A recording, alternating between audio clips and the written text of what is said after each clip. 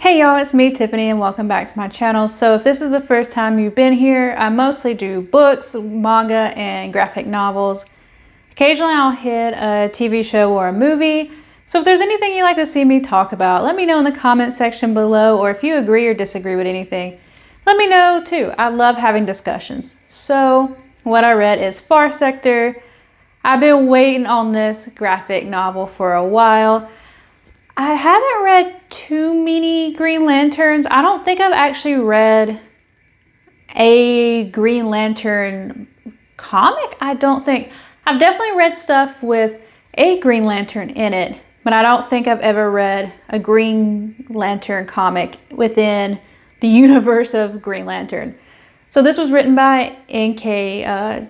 Jemisin. I believe she wrote the Broken Earth trilogy, which I have not read, but I have heard her name a lot, especially here on BookTube. So this series, I was so excited for it. I don't know why, but I was just like, man, it looks good. And this basically takes place after they wrote out emotions in their DNA, and there hasn't been a murder for a long time, and this particular city enduring is what it's called, and Joe Mullington has to figure out why there's a murder. And then there's a drug called the switch off, which basically allows people to start feeling emotions again. Man, this sounded good. I hyped this up in my brain and it actually went past the hype, and that is a very rare thing. As I mentioned, I've never read anything written by her before, and I definitely want to check more stuff out. I don't know if she's written more comics, but I'm definitely going to look into her novels. So it's interesting, like, being in this universe where they literally written off emotions from their DNA, and it's kind of like our main character has a troubled past, so it's like, can she even handle this? And it makes you think about deep human emotions. And even though we would think not feeling things would make things better, it does not.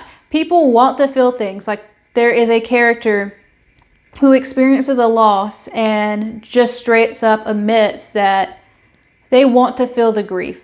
It would make more sense. Like, instead of just being deadpan, they want to feel the grief of the person they supposedly love. And you would think, I would never want to feel grief or anger, but these people feel like they need more, and without the emotions, they are lacking something.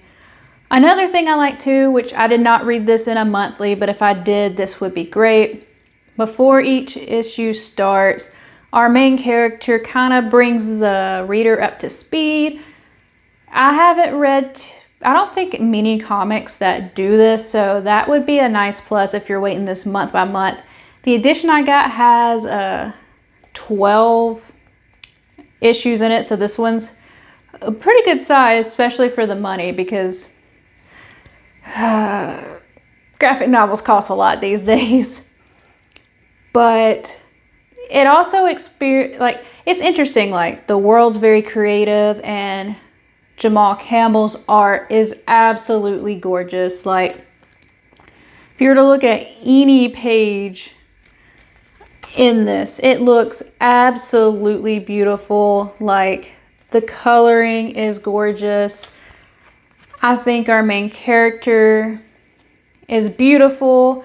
I don't know if she is bisexual or pansexual, but she's definitely interested in men and women, and it feels organic. Like, I just love that, she talks about, like, an anti-racism message sprinkled in there, and while it's not subtle, it doesn't feel forced. Like, she weaves important issues and representation in a way that just feels so organic, which is what we really want. We want our stories to feel fleshed out, and like, we want these things in there, but we want them to feel natural. And she does this so well. I also love the idea that individuality and freedom and peace, regret, all that stuff is also explored. Like, there are so many topics that are explored in this, and I really think you should pick this up. This is absolutely gorgeous. I love the way Jo uses her powers. I love like her glasses, and I love everything about our main character. One thing I also love about our main character is it does show some of her off time outside of just being like, you know, like a space cop.